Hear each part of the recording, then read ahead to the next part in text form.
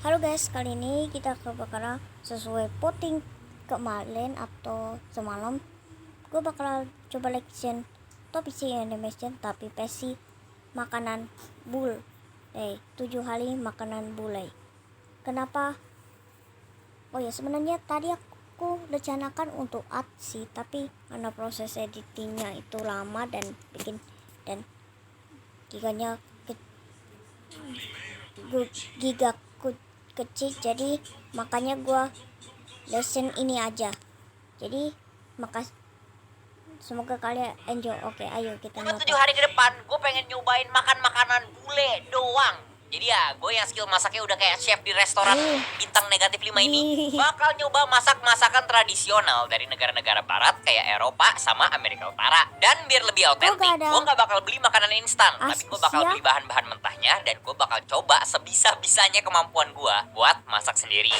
Dalam 7 hari ini, gue juga gak bakal makan makanan Indonesia sama sekali. Gak ada nasi, bubur ayam, mie instan. Cuman boleh makanan barat yang gue masak ini doang. Dan biar gak bosan, gue bakal masaknya banyak jenis, termasuk yang aneh juga, kayak belut agar-agar, makanan tradisional dari Inggris. Why? Lu udah ngejajah satu dunia buat rempah-rempah. Why? Jadi ya, sebelum videonya dimulai, gue mau nge-why sekali lagi nih. Kenapa gue ngelakuin ini semua? Gabut? Enggak sih, gue tuh sebenarnya lagi pengen latih skill masak gue aja. Dan gue juga baru mulai nge-gym akhir-akhir ini. Dan buat nge-gym, gue tuh butuh makanan yang tinggi protein. Contohnya kayak makanan dari barat. Tapi makanan yang kayak gitu, kalau misalkan kita beli, mahal banget. Jadi ya, gue mikir, sekalian aja gue mau belajar masak, sekalian gue mau bikin makanan buat gue nge-gym, dan sekalian gue bikin konten buat AdSense. Bah, pemerintah tuh kalau saya vision gue, Indonesia udah di jalan tol ke bulan, guys. Ini bukan pertama kalinya gue bikin video kayak gini. Dulu tuh pernah bikin yang versi vegan 7 hari, dan itu sangat keras. Cuman gak kayak video yang itu. Di video ini tuh gue hari pertamanya aja gue udah gak bingung sama sekali nih gue masak apaan. Gue beli bahan-bahannya di internet dan abis paketnya nyampe. Bahkan sebelum 7 harinya dimulainya, gue tuh udah gak sabaran banget pengen masak ini. Dan makanan yang pengen gue buat di hari pertama itu tuh spaghetti carbonara. Kayaknya gue gak usah ngejelasin ya spaghetti itu apa. Semua orang tahu. Bentuknya kayak mie, belum dimasak kayak lidi, asalnya dari Itali.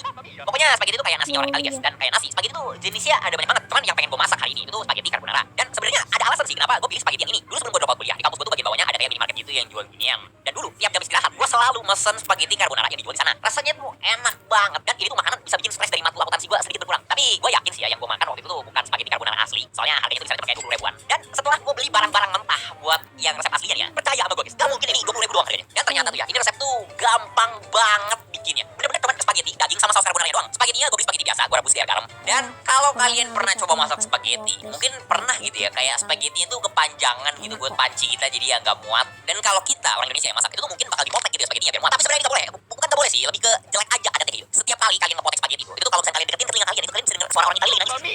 Ibaratnya tuh kayak ngeliat kue makan rendang di blender. Jadi ya spagettinya gampang. Terus buat dagingnya, kalau di resep tradisional dari Italia ya, itu tuh pakai daging namanya guanciale, yang mana itu bagian pipi dari pork. Cuman karena gue pribadi gak makan babi, meskipun ya tradisional pakai ini, gue bakal ganti jadi daging sapi. Karena ya gue juga sebenarnya jauh lebih suka daging sapi sih. Dan buat sausnya yang kelihatan kayak super creamy gitu, ini gue agak kaget sih. Soalnya sausnya tuh sebenarnya cuma terbuat dari 2 komponen. Yang pertama itu keju, tapi ini bukan keju biasa dan gue nggak yakin ini bakal bisa kalau misalnya pakai keju biasa sih ya. Kita tuh pakai keju pecorino, yang mana ini tuh keju dari domba. Dan waktu gue baru parut aja tuh ya, ini tuh udah kecium banget. Wangi kejunya tuh beda dan berasa banget guys. Terus buat komponen kedua itu kuning telur mentah. Dan awalnya gue kayak, telur mentah. Emang telur mentah boleh dimakan? Bukannya ada bakteri salmonellanya ya? Tapi katanya sih itu kan sausnya langsung ditaruh ke mie sama daging yang masih panas banget ya. Terus langsung diaduk. Jadi ya harusnya bakterinya tuh bakal langsung mati. Dan gue nggak tahu sih ini bener atau enggak. Kalau seandainya salah ya bulan depan kalian bisa lihat bakal ada video sakit part 2 tutorial di internet hampir membunuh. Jadi ya abis selesai gue masak, gila itu wangi banget nih ya. Keju pecorino tuh bener-bener enak banget sih aromanya. Dan gue jadi 100% yakin itu yang gue beli pas kuliah tuh bukan carbonara asli. Dan pas gue cobain, ternyata gue lupa kasih garam sama bumbu. Jadi abis gue kasih garam, lada hitam sama rempah Itali, lidah gue yang setiap hari disiksa sama micin mie instan tuh rasanya tuh kayak didetok sama saus paling creamy, mie sama daging sapi super enak. Oke, jadi ya ini tuh kentang direbus. Dan gue akuin buat lidah gue gak seenak nasi kan. Jadi ya buat hari pertama sama kedua berjalan lancar lah, terlalu lancar mungkin. Makanya di hari ketiga gue pengen mulai menantang diri dikit. Soalnya sejauh ini tuh kayak gampang banget masaknya. Jadi sebelum gue mulai 7 hari ini, gue tuh udah beli kayak grill smoker gitu.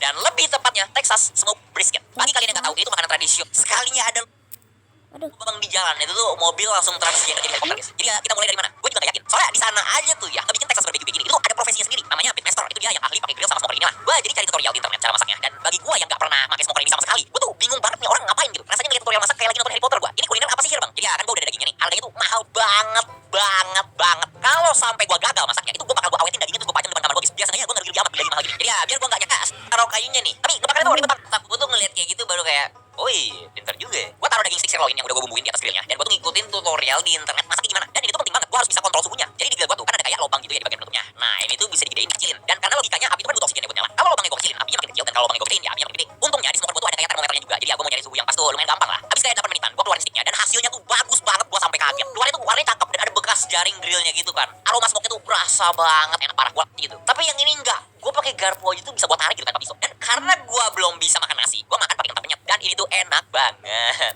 Gue udah 100% fix pasti bakal masak ini lagi sih. Jujur gue akuin ini tuh stick terenak yang gue pernah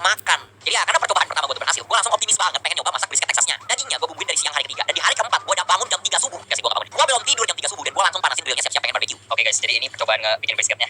Kalian mungkin gak bisa lihat karena ini tuh subuh banget. Kalian masih di luar, masih ada suara masjid. Soalnya masih subuh banget hari Minggu. Dan ini kalau kalian mau lihat, udah gua stop deh. Dan lu mungkin mikir nih, kenapa gua harus subuh-subuh banget masaknya? Apa biar gua disemangatin sama pocong depan rumah? Enggak sih. Alasannya itu karena daging ini tuh harus dimasak 12 jam. Dan iya, kalian kesal denger, masak di smokernya aja tuh 12 jam guys, setengah hari. Jadi bedanya daging brisket ini sama daging steak yang kemarin. Kalau daging steak kemarin kita masaknya cepat pakai suhu tinggi, daging brisket ini tuh harus dimasak lama banget tapi pakai suhu yang rendah. Dan ini tapi tidur ya. Gua ada nitip pesan ke adik gua sama orang tua gua. Kalau asapnya bangun lagi, nyalain api lagi. Pas gua bangun beneran sekitar jam 2 siang. Itu gua jujur ada rasa deg-degan sih. Soalnya gua jadi takut dia yang nilainya sendiri full hitam. Tapi ini jadi itu tuh harus kita bungkus lagi, terus kita masukin oven lagi selama 90 menitan supaya benar-benar matang lah. Dan abis itu semua beres, kita keluarin dan gua sama Jun tuh bener gini dulu deh.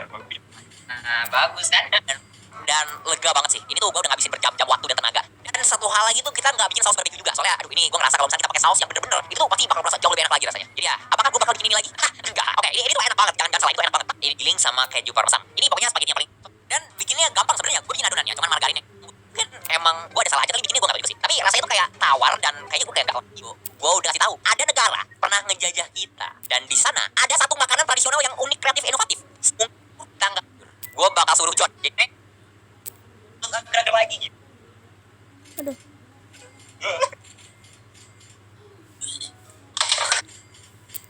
Dia nanya, bang, abang suka game kayak apa? Udah lama itu. Entah.